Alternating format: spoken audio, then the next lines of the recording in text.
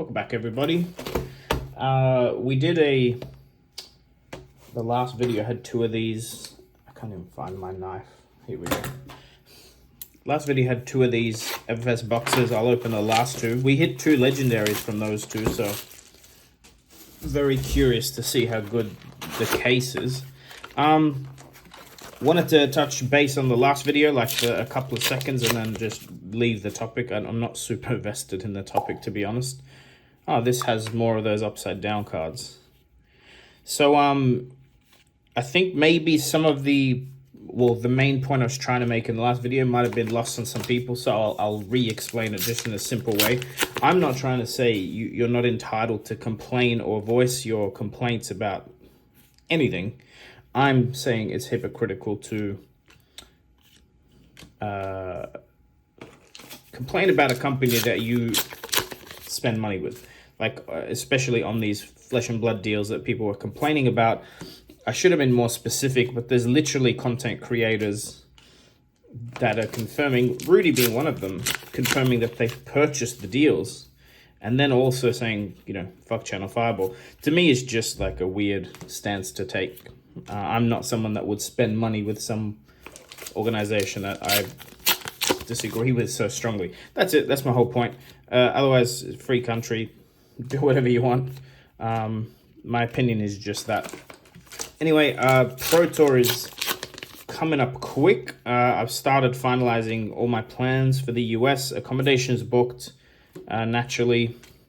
Tickets are booked, had to confirm. I didn't need a visa, but I'm going through Canada, so I needed a specific piece of paper to get me through. For those, foil cash out. For those traveling from Australia to the US, if you're one of those, make sure you've got plans to get an international PCR test before jumping on the plane. You can book them.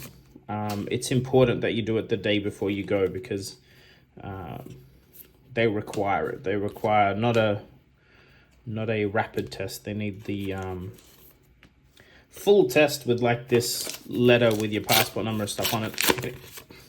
If you need like more info, PM me, but just make sure you've got that if you're jumping on a plane. Ooh, this is a good hit. Extended Art Incantation.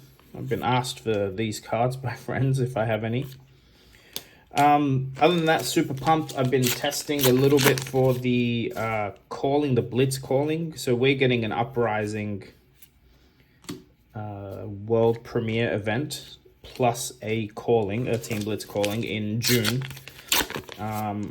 Super pumped for that. Obviously, Blitz is a little easier to make decks and pilot. It's also a bit more random and high rolly, but there's a chance to top 8 that event, chance to get when I say top 8, I think it's top 9, like the top 3 teams get some very cool rewards. So I'm gonna try my best to do well at that. Also, for those members, but also people thinking about joining as a member, I got so much on my plate right now, but one thing I'm planning to do is maybe do some pre-order box breaks for Uprising and History Pack. Well, the History Pack is so soon, I might not be able to get that ready in time. The plan is do some box battles, but also maybe do a per class, like where you purchase a slot like Warrior, then every Warrior card that we open in Uprising, Uprising, bad idea. So about History, every Warrior, legendary. Man, 3 for 3. What a sick case so far. Every Warrior card we get out of History Pack would be yours, out of that particular box, and so on. There's a few box breaks places that do that in Australia. I don't know about the US, but people ask about shipping. If you're a member and you join these, it'll be around the $30 Australian mark to ship your cards to you. It's not crazy expensive. So also, if you're bidding on my auctions on Deckbox and things like that, it can all be combined. It's just an idea. Also, the playmat's nearly ready, so I'll put up the pre-order for that. I just didn't want to take anyone's money till I had actually ordered from the supplier, from the printer for the playmat. So when that happens, and the art is confirmed and you know what you're getting, I'll put that up. It should only take a matter of weeks. So yeah, that's the updates. Super pumped. As of recording this, the history pack is only days away. Very excited to open some. Just to be clear, I would prefer people that are sort of have all the cards not to try and get in on history pack for the novelty. As in, ideally buy some packs, but be doing it to help like a friend of yours that's new to the game that might need some warrior cards or might need some of those generic majestics, the really good ones. In reality, in a perfect world, that's where those cards are going to end up, are in the hands of people that either financially are struggling to justify some of the higher cost cards, and this is a lower barrier to entry, or people that are new to the game that don't necessarily want to stick to like one hero. They want to have enough cards to build decks, and I think history pack's going to be very good for those at least 8 heroes that it supports, but also, you know, any hero really that can use those generics. As we know, some of the generics in this game are pretty expensive. Tunic's one of them, that's why it's getting reprinted. Command and Conquer, Enlightened Strike, etc.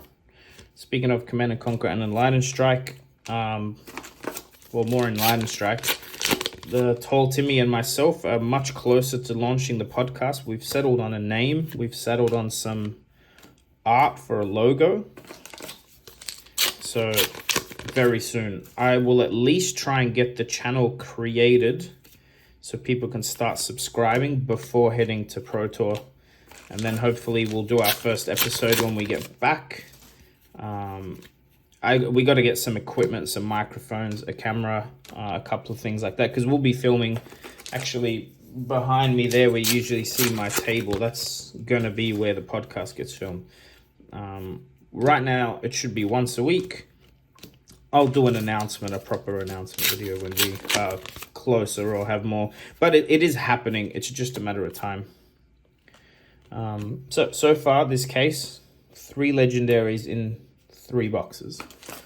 Skullcap, Silver Palms, and now Stalagmite. So, I mean, if we hit anything big in this box, it'd be nuts. I'm actually hunting for some Runeblade Majestics because I don't own any, and I want to test with Briar.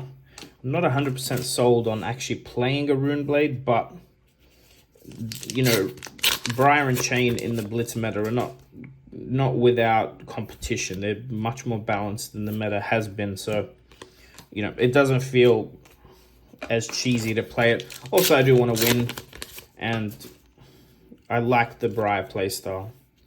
I think there's a good chance of again, it's a team event, so you can't just have one good deck, and everyone else in my team is very competent at what they're playing, but my competency is with Warrior, which performs well, but is not top of the food chain, that's for sure. And I don't want to be the one person on a mid-range deck if my team are trying to win, you know? So I'm testing, I'm playing. I even played Oldhim the other day on stream, if you caught that.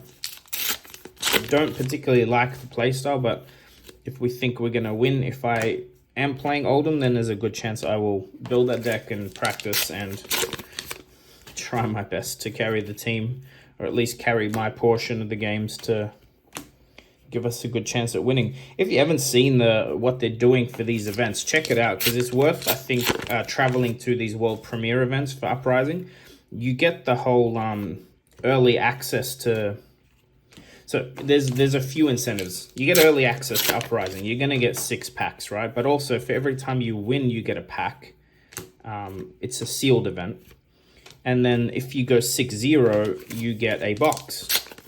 Now, remember that this is like a week earlier than launch. If you're interested in selling cards, I think there's a really good chance of, especially if you hit something good, there's a good chance in making quite a lot of money from, especially if you're good enough to win a box.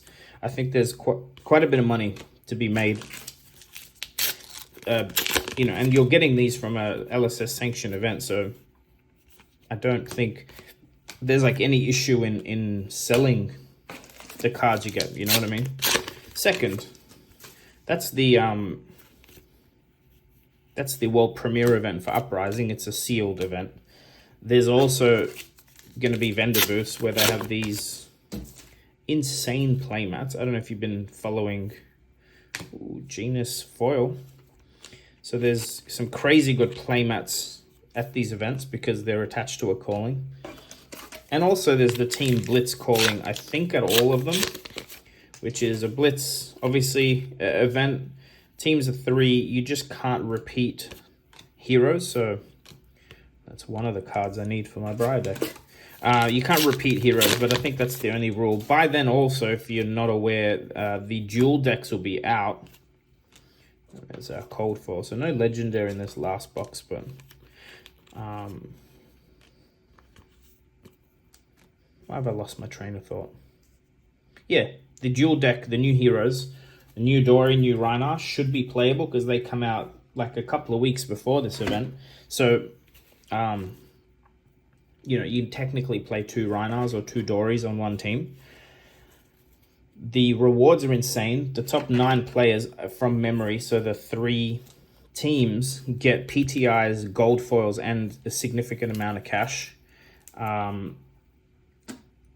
But if you drop and you don't make day 2 of the calling, then you can play the Battle Hardened, which is a CC event, which also has a gold foil for the winner. Like, basically, it's a huge event. And if you, like, are in New Zealand and can come to Australia, find some cheap tickets, you should.